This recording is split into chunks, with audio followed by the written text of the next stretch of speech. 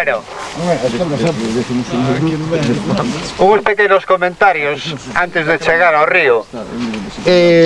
Un pouco porque realmente aquí atopamos un lugar moi privilexiado para observar parte da riqueza, neste caso botánica, que nos pode ofrecer unha fraga, o bosque atlántico que nos corresponde a nós, e que podemos observar en principio, bueno, aparte de considerar que este é un ecosistema baseado fundamentalmente na existencia de formacións arbóreas de tipo quercus, como é o carballo, no sotobosque, que é o que estamos observando aquí como un residuo, medra moitísimas plantas de porte máis pequeno, tipo herbáceo, pero que aquí se nos amosan casi que non queda máis remedio que pararse a mirar. Temos varios exemplos, algunhas os atoparemos tamén no río cando nos acheguemos a él, e podemos facer algún tipo de comentario. Logo despois xa explicaremos máis o que significa o río e a súa importancia e por que se está reivindicando. Aquí temos varios exemplos de flora propia deste ecosistema. Ao máis abundante, esta planta máis ben pequeniña, que ten unha flor branca pendurando, é a consolda, solda consolda, que ten un nome que lle atribúe unhas propiedades nunca moi ben demostradas, que axudaría a soldar os osos cando están rotos, cando rompen. Pero bueno, pode ser máis ben mito que realidade, pero se transmitiu así a seu nome.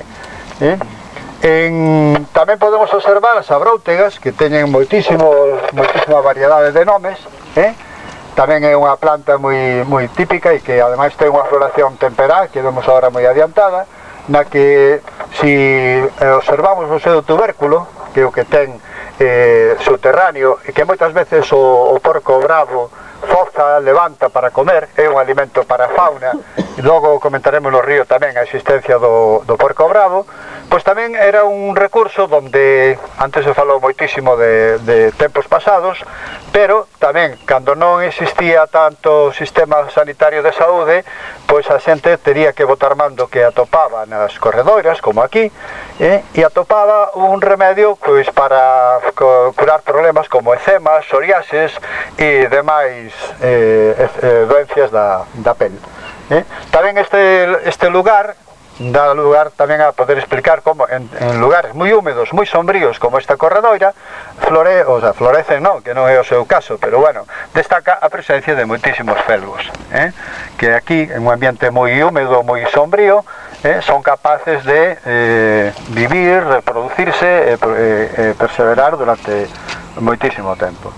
E por aquí, máis nada, se acaso destacar estas castiñeiras inmensas que temos aquí. Outro recurso, outro recurso máis do que moitísimas veces se sacaba material para alimentación. Vemos que son uns exemplares impresionantes.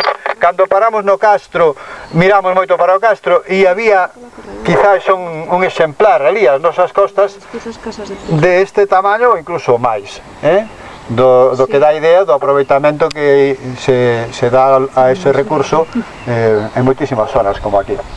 Bueno, e seguimos andando por non demoralo máis, vale?